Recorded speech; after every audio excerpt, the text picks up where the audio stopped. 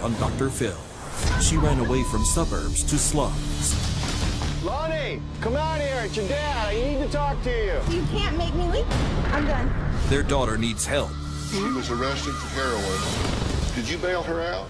Yes. But so do the parents. You guys aren't ready. You're hiding stuff from your husband. She's not hiding anything from me. Well, She told us that she did, so she's either lying to us or she's lying to you. Now, Loni finally made it here. the intervention. I'm a heroin addict. I can say it. Are you an addict? no, I'm not. You are a liar, Mom. Loni, your mom is not a drug addict. Were you addicted to painkillers? She doesn't want the world to know. Say it. Let's do it. Have a good show, everybody. Here we go. I hate to see people suffering, and you've hurt long enough. Stand by, Dr. Phil. I'm going to get you the help that you need. 5, 4. This is going to be a changing day in your life.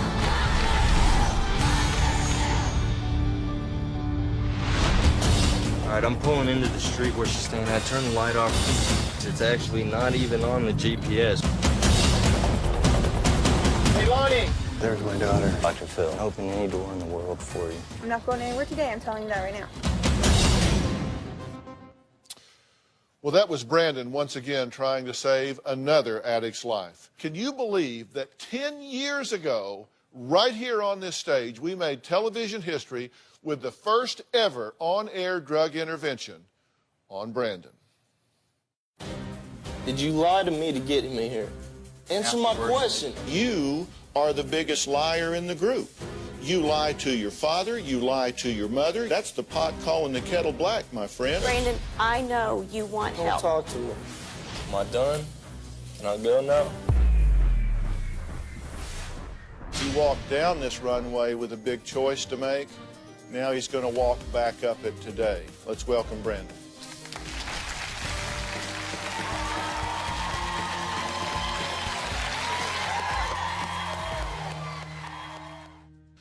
Well, Brandon is now 7 years sober and has been paying it forward ever since. He partnered with his mother, Debbie, and together they have performed hundreds of interventions all across the nation. Take a look at some of their toughest cases. Oh my gosh, what the f? Why do you think we're here? Tell me. We're all gonna run in there behind her. JL, hold on. We went in, attempted to intervene on JL, and she went into a full-blown meth psychosis rage. You don't even know me. No, I don't know. So then how are you going to sit here and tell me I'm out of my mind? Because I've been where you're at. I don't care about your life and your sad sob story, and I don't even want you here. Help me! Call 911. Say hello to Debbie and Brandon. They are here with me now.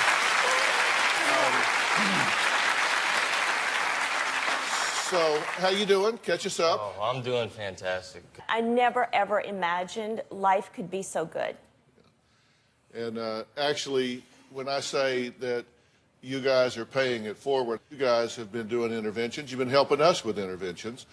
And when Debbie called us about this next story, she said the family desperately needed our help. In just 3 years, 20-year-old Loni had gone from a straight-A student to getting kicked out of high school for trading pills and later selling heroin to an undercover cop.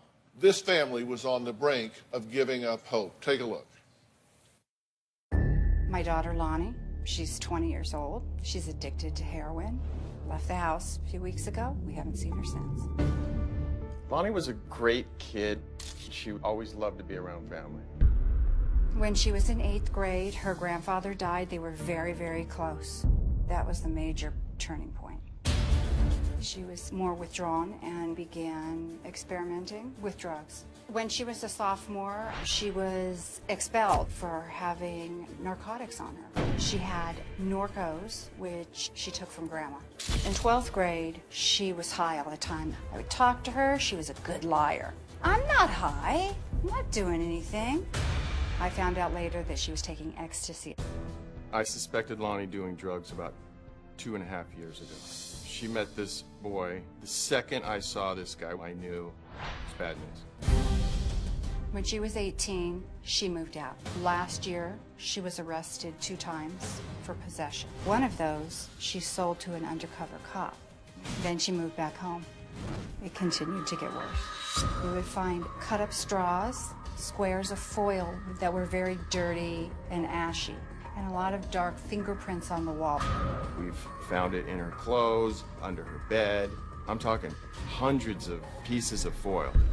I have another daughter, Lindsay. She's the perfect kid.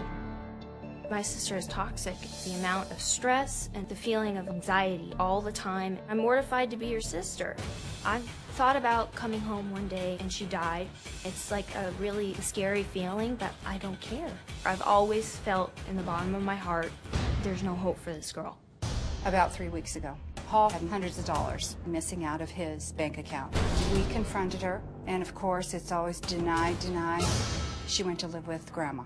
There were several times when I found that there were bills missing from my wallet. There were a couple of old gold necklaces that were missing. So we confronted her. She denied it. Her boyfriend came and picked her up. She hugged me and said, "I love you, Mom. Don't worry, I'm fine." That was the last time we saw her. Jail doesn't scare her. Death doesn't scare her. I'm numb. I don't even want to look at her. She doesn't want to get clean. She likes heroin. How is it that you have a daughter that is a heroin addict, 2 felonies pending, hanging out with druggies? How did we get in this situation?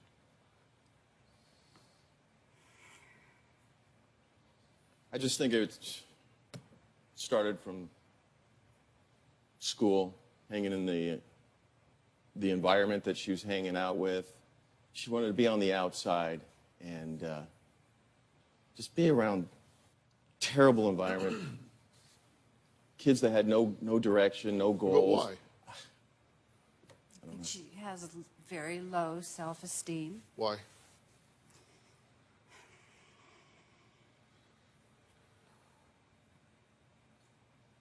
I don't know. I don't know if she was... I have no idea.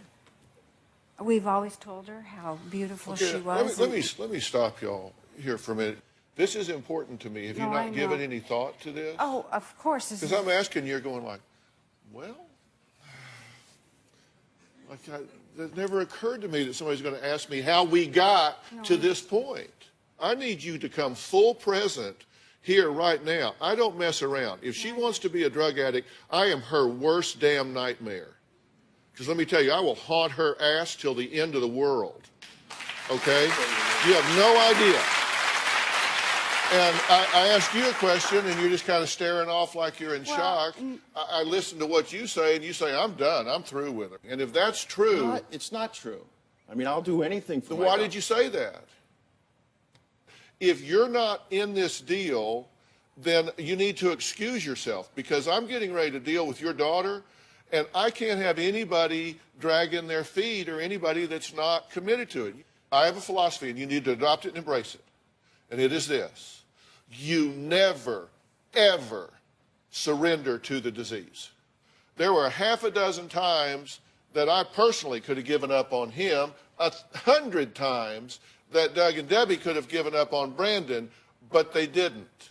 I've interviewed him on this stage. I've interviewed him in an orange jumpsuit in the Harris County Jail, and his mother was driving around not knowing she had black tar heroin hidden in her car because he had left it in the console.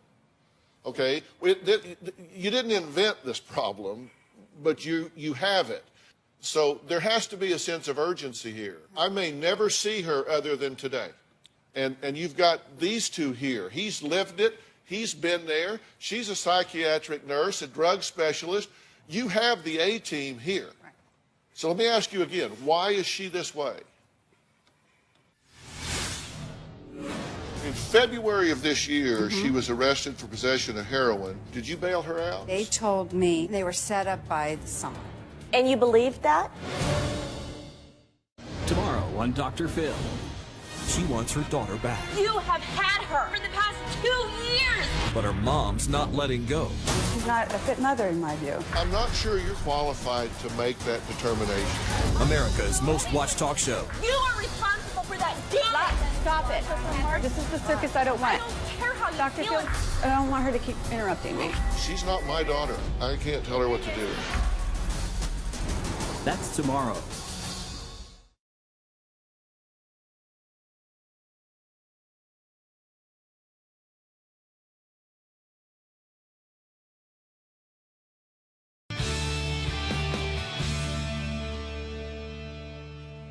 So let me ask you again, why is she this way?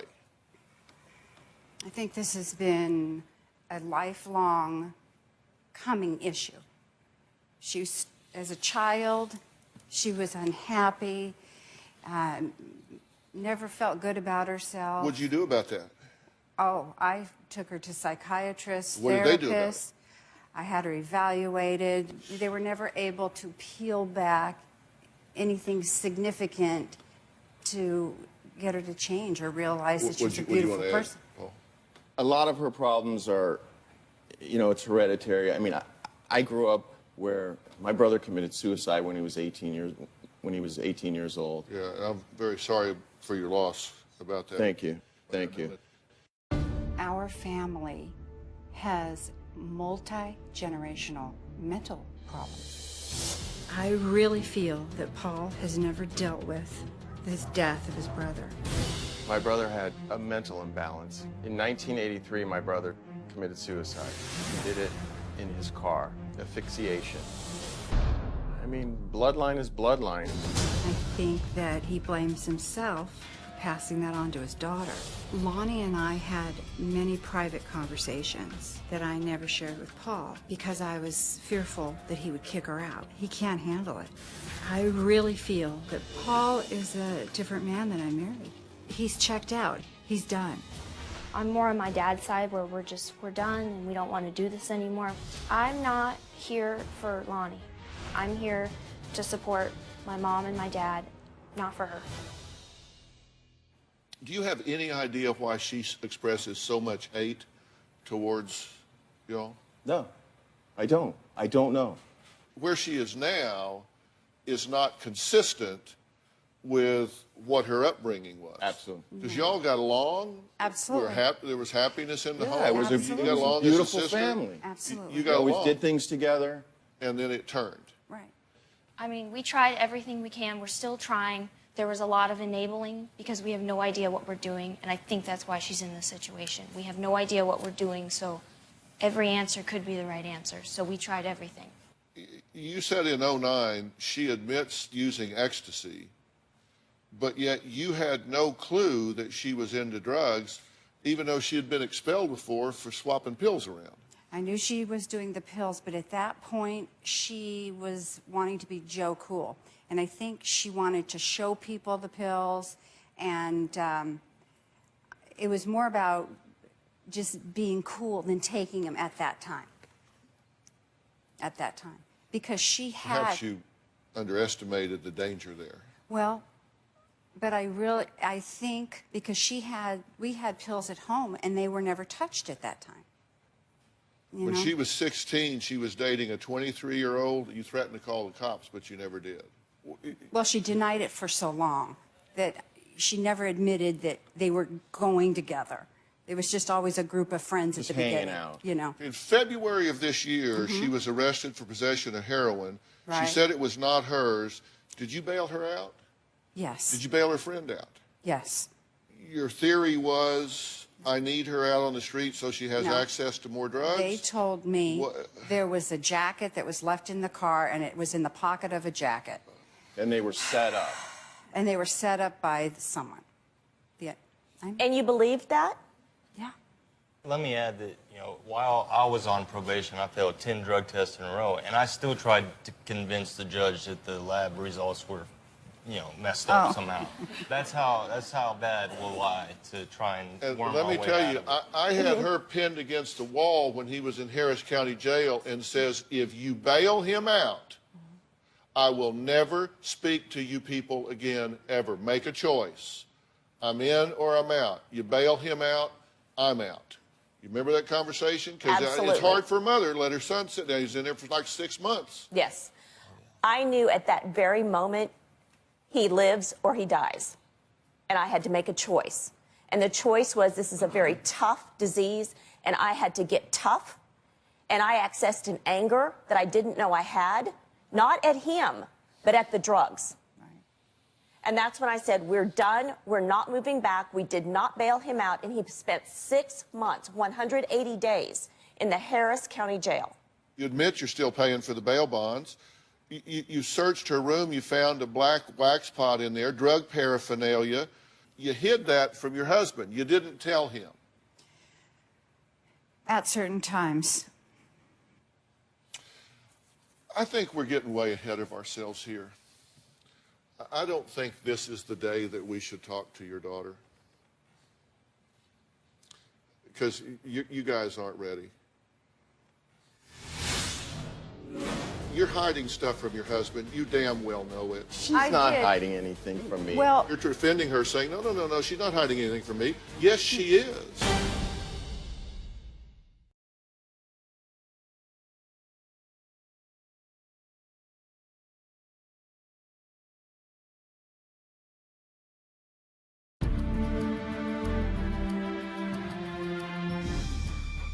You're hiding stuff from your husband. You damn well know it. And I ask you, and you say, well, sometimes not. I mean, come on, lady. No, I did. She's not hiding anything from me. Well, because Paul Well, she told us that she did, so she's either lying to us or she's lying to you. But it's a little... No, because... She said she didn't tell you because you couldn't take it. She was afraid you would kick her out of the house if you knew. I would have. Well, that wasn't the question. The question was, you're defending her, saying, no, she's not hiding anything from me. Yes, she is. Well, she's scared about her daughter going on the street. She doesn't want her on the street, but yet she goes down and bails her out of jail. I told Debbie, at least when he's in jail, you know he has at least limited access to drugs. But she did come back home with us. She was living with us, and we were able to monitor her more. That saved my life. How many times did your mom bail you out? Once or twice before. Well, that's where we are. Dr. Phil. Yeah. You don't want to see your kid in jail. Guys, I'm just saying, we got to all be in this together. You say, hey, it's okay that I took her out of jail because I came home and monitored her. After that, she sold heroin to an undercover cop. Were you there with her? No.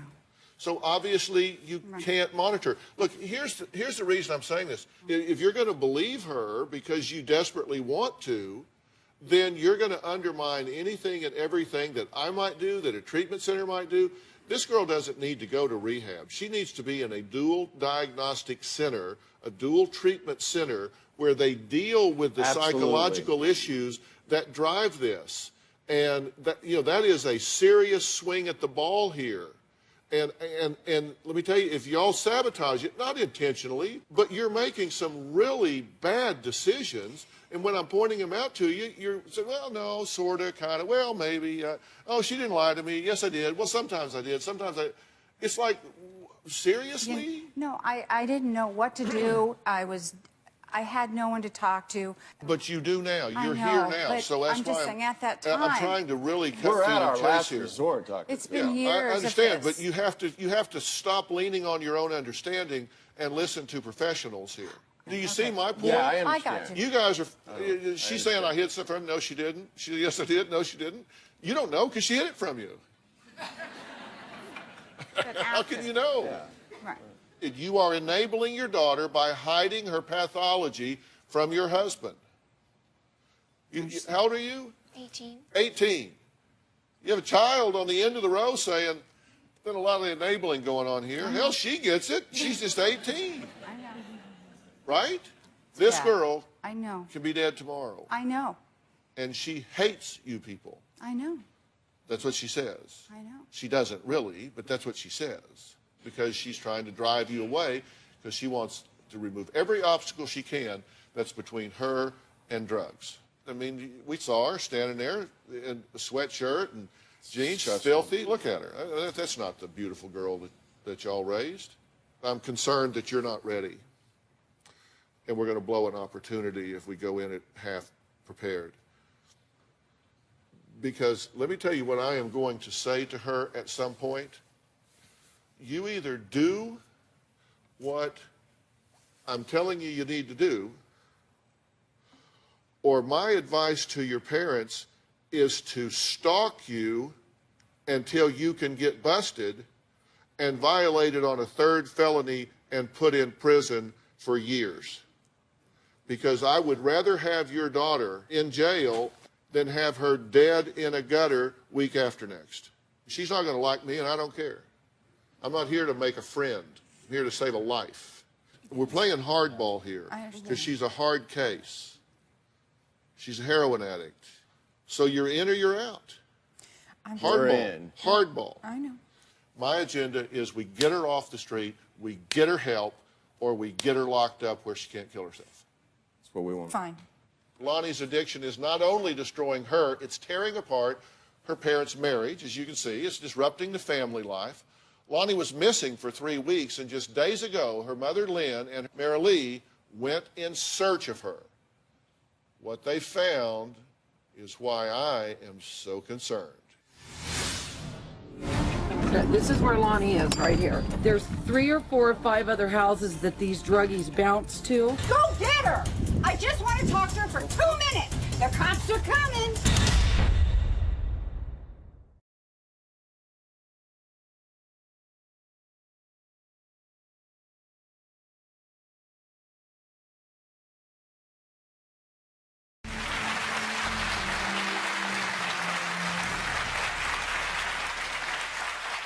When 20-year-old Loni was caught selling drugs to an undercover police officer and then used as an informant, her family hoped she would put her struggles with drugs behind her. But sadly and predictably, Loni's drug use grew worse. When she went missing recently, her mother, Lynn, and Marilee turned into wannabe private investigators in an effort to track Loni down. My life has been a constant private eye session. I have not spoke to my daughter in 2 weeks. She's alone out there. Marilee is my cousin, and she has gone through a lot of these struggles with me. Loni's the worst I've ever seen her. I know that she's going to die if we don't get her help. This is the road right here that they told us that we needed to go on. This idiot we thought was maybe actually trying to possibly help her out. Dennis on a wild goose chase. She's alone in the trailer. We're getting close. We're approximately 2 minutes from the dirt road. This is where Loni is, right here. There's 3 or 4 or 5 other houses that these druggies bounce to. If he doesn't produce her and the cops come, get ready. Because someone's going to jail. We have a missing person. We're waiting for the police. As far as we're concerned, Loni's missing. Go get her! I just want to talk to her for 2 minutes. The cops are coming. Come here, Loni, honey. I just want to talk to you. Talk. Okay, Loni, I need to take you to till you get help. No, you don't. I'm fine. Loni, you're living with men, honey, that you've known a week. You're finally away from the boyfriend, but you're with people that you don't know. Well, I'm not leaving. I'm fine here, and you can't make me leave. I'm not doing drugs. If you get one more felony, babe, you are going to prison. Mom, sick. You're sick, I'm babe. not sick. Mom, stop. I'm done. You have no clothes. Loni, look at where you're living. Loni! Come on! You have a family that wants you to get better. I have followed Debbie and Brandon for a long time. I think they're absolutely superb at what they do. I got the number, I called it, and Debbie picked up the phone. Said, I'm begging you for your help. He's gonna die. She said, I'm gonna email the Dr. Phil show. And I said, what? Are you serious? We need Debbie and Brandon now to come get her because we can't do it on our own. Don't start calling the cops for a missing person. You know I'm here, Mom. So you just want to be an addict and live in the dirt? I'm not getting high. Loni, you need to go and get clean at a hospital. You need help. A hospital. So You. She's 20 years old. I want her to have a chance to live. At that point, we decided to send Brandon in to lend some help. I just pulled up to Lonnie's house, actually Lonnie's parents' house. I'm gonna go inside, meet the family, and figure this thing out.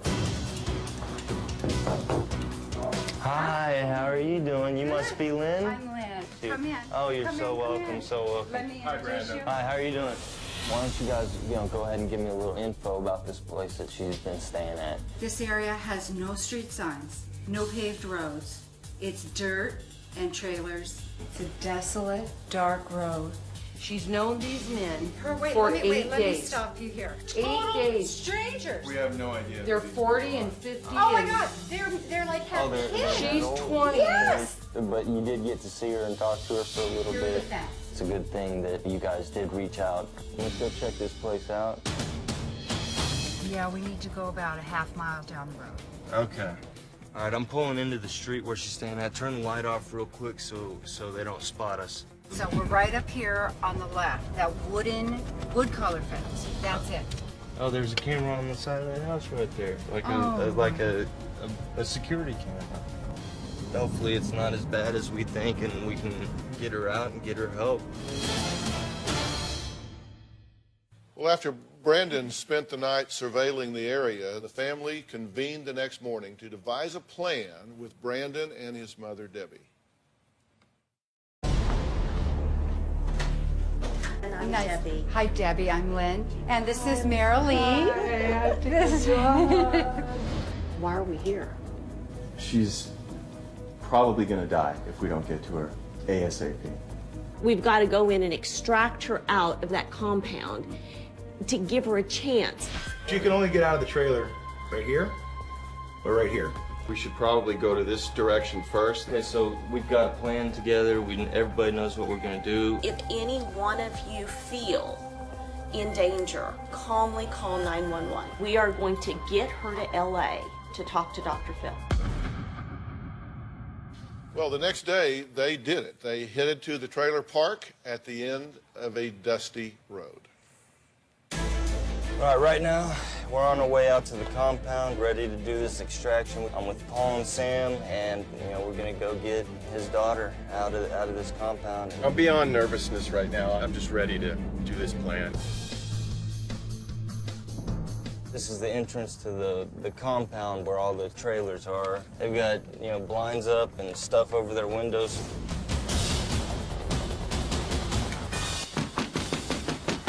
Loni, come out here. It's your dad. I need to talk to you. I see a hole in the fence where she could possibly, run out the back. See anything over here, Sam? I don't hear anything. I don't see any movement. There's movement. Loni! Oh, they nailed this shut. There's people in there, no doubt. Hey, is Loni in there? I'm her father, and I need to see Loni right now. Loni was here. Lonnie's here. 2 people did come out of the residence and said that, Lonnie's not here. They don't know who Lonnie is. They've never seen Lonnie. I'm not convinced that she's not inside hiding. I still think she might be inside there. I can hear her. She's in there. I haven't seen my daughter in. I'm worried sick about her. So she's not here, but you just found out she doesn't want to talk to us. There's a guy whose nickname is He just came out of the trailer and admitted that he does know where Lonnie is and she is inside the trailer. So you're gonna call the cops on me? Loni! Quite a ordeal. I'm adding Marilee to this. Marilee, thank you for being here. First off, thank you for writing. Thank you for reaching out. You've been a real movement in this thing and getting stuff along. Sam, thanks for being there and helping get everything together. This is Lonnie's grandmother down here. Hello to you as well. We have a lot of people here that care a lot about this young woman. I'm leaning on these guys to come present, get focused, stop listening to her lies, and hold her feet to the fire here. What do you think about what you've been hearing me say this whole time? I'm so glad. And it's a family emergency. And this is a family problem, as you can see. And I've seen it for many years. Loni was at the trailer, but how are they going to get her past the fence and actually get to have a dialogue with her? You don't want to miss what happened next. We'll be right back.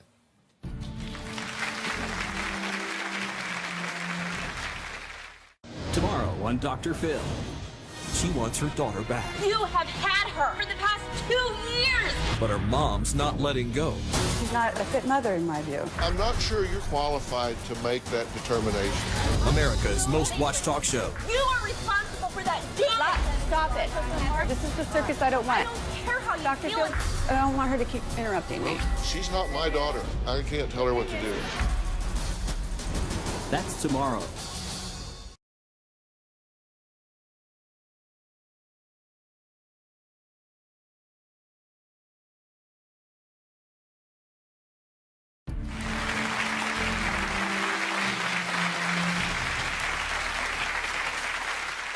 Lynn and Paul have been trying for years to help their daughter Loni beat their addiction to drugs. And like so many parents, they have a lot more love than they do knowledge about what to do. If you haven't been in that world, it is hard. When they kicked her out 3 weeks ago, they never imagined they'd find themselves in the middle of some trailer park at the end of a dusty road far from the beautiful LA suburb that she grew up in. Now, with Brandon and Debbie's help, the family devised a plan to try to get to her. They just learned that a man that Loni was indeed hiding out with was in that trailer. He threatened to call the cops on them. Boy, that's when I wish I'd have been there. You better believe he would have met some cops and met them in a hurry. But did he? Dude. Let's see what happened next. I have a team in place. Paul is talking to the police officer right now, and he has agreed to finally help us get Loni out of here. I just overheard that the cop ran this guy's record, and he told him he'd better cooperate with us or he could take him in. So he went inside, and he got Loni to come out. There's my daughter. She's out in the open. Loni, I haven't seen you in a month. I just want to talk to you. Start talking. I don't want to bury my daughter. You're not going to. I know I have a problem. I know, but I'm staying clean. What do you have? What's your idea? I have a doctor lined up for you. Tell me about it. Yeah, I want to introduce you to the nurse. Debbie, this is my daughter, Loni. I appreciate that. I'm Debbie. Nice to meet you. Hi, I'm a nursing counselor. Okay. And the only reason I'm here is because your family's just worried about me. Your mom and Marilee wrote in to Dr. Phil. Do it. I'll think about it. I know you said that. I'm not going anywhere today. I'm telling you that right now.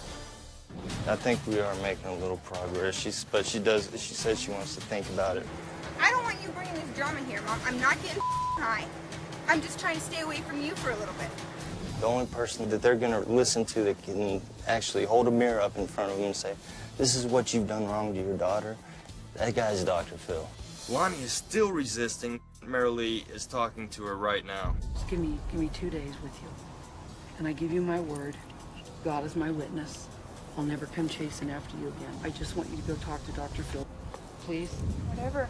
Okay, baby, let's go get Can I get my out? You can do whatever you want. We finally got Loni to agree to come with us, and she went inside, got her stuff, and she's on her way out right now. So here she is coming out, and she's got her stuff, so we got her. It took 2 days. Family members, Brandon, and 2 police officers, but Loni finally made it here. So, Loni, please join us. How you doing? Good, how are you? Dr. Phil, how are you? Seat right here.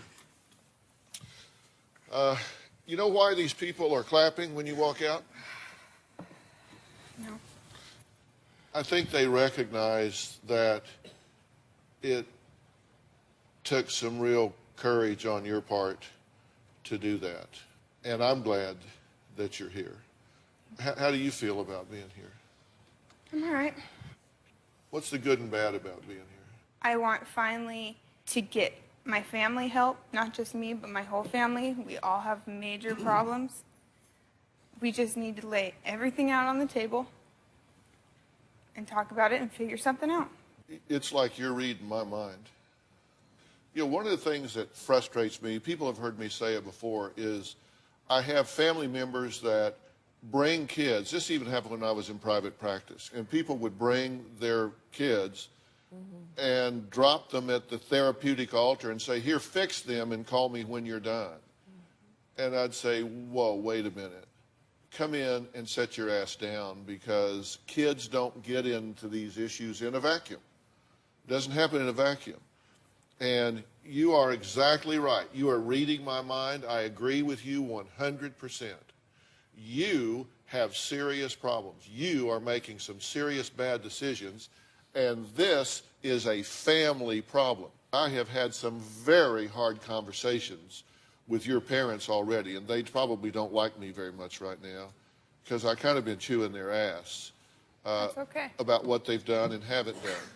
What I've not done is questioned whether they loved you and whether their intention was good. I know they love me, and I know their intentions are good. Is that a fair thing? Assessment, yeah. Have you felt chewed out? I'm sorry, but I know. Yeah. It's okay. I know. But I needed you to change your position. I understand. But anywhere in there, did you ever hear me say that you didn't mean well and didn't love your daughter? Because you didn't hear me say that, because I don't believe that. I believe that you love this daughter very much. I said that your dad would run through a door or climb any mountain to help you. He would lay his life down for you. But he is also a big part of this problem. Your mother, the same thing. She would die for you, but she is a big part of this problem. I totally get that. Why are you so mad at them? You know, I could sit here today and say, yeah, I have mental problems. I'm a drug addict. Up. I've stolen, I've lied, I've cheated. And I could say that on national television. I'm a drug addict. But there's someone else who is a drug addict, who is keeping this on the down low, who I think needs to talk about it. Who is that? You're doing heroin and meth. You're hanging around with people named... I'm not doing this to hurt you. I'm getting everything out on the table.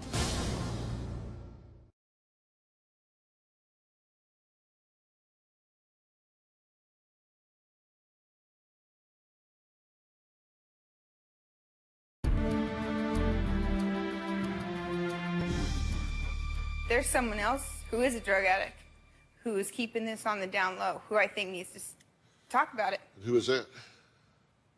Do you want to talk about it or you want me to? It needs to get out there. It's a major problem. A couple years after my sister was born, my mom was addicted to Norcos, up to 30 a day. Don't start.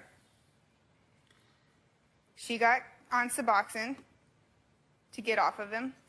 She's still taking Suboxone. No, I'm not. No, I'm not. Stop. Hey, I grew up in the 80s. I'll admit, you know how they say if you remember the 80s, you weren't there? I don't remember much of the 80s. I was, you know, I experimented. I have been very honest with my children. Very honest. Does Both Lindsay of them. know? I've Does been Lindsay honest know with that- her. Lonnie, your mom is not a drug addict. She had a drug problem. You're doing heroin and meth. You're hanging around with people named living in scum. Lonnie, I have been taking. Did you have a drug Prozac problem? and Xanax. Yeah, I know, Lon. Were you taking up to 30 Norcos a day? What are you talking about, Hold on, Lonnie? Paul. She's having a conversation with her mother. Let's let them have it. Be honest. Be honest. I have taken painkillers. Yes. Did you have a problem? I don't think Were it was you a problem. addicted? No. Are you an addict? No, I'm not. I'm not. You are a liar, Mom. I'm not. Like I said. So your point is that she has had a history of abusing prescription drugs for sure. When I moved back home, I was on heroin and I wasn't feeling good. And I said, you know, I don't feel good. And she said, I know how you feel. I know what you're going through. And I said, no, you don't. And she pulled me aside and said, listen, your sister doesn't know. Your family doesn't know. Your dad doesn't know the extent of it. I was addicted to painkillers your whole childhood, up to 30 Norcos a day. So she knows what detox feels like. She doesn't want the world to know. Okay. Well, did you have that conversation? And before you answer, this isn't an essay question. Right. You either had the conversation or you didn't. We had the conversation. Okay. So she acknowledges that. So you're an addict. You had a drug No, problem. I admitted to you that I have the same brain as you, that I feel the same way. When I take a painkiller, I know how you feel. 30 Norcos a day? Say it. I'm a heroin addict. I can say it. Man up and own your All right.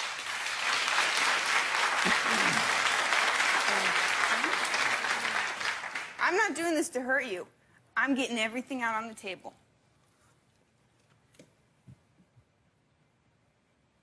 I understand. I understand what you're saying. Were you addicted to painkillers? For an amount of time, yeah. Okay. And you had to use Suboxone to get off to get off of them. Right. Okay. So next, what else did you want on the table?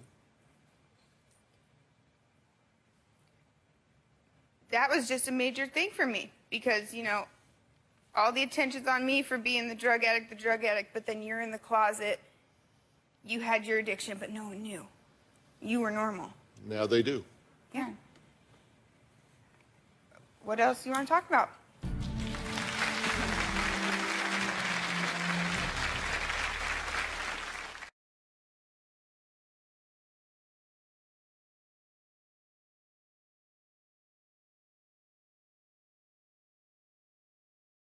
Justifying your inactivity and avoiding the challenge of change.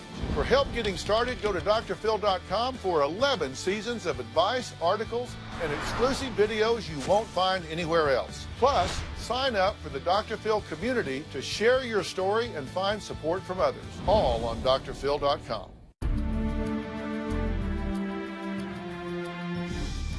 You need help. You need more help than just some rehab program. You need a lot of help to get the life that I think you deserve. I do want to make what I think is a very unique program available to you.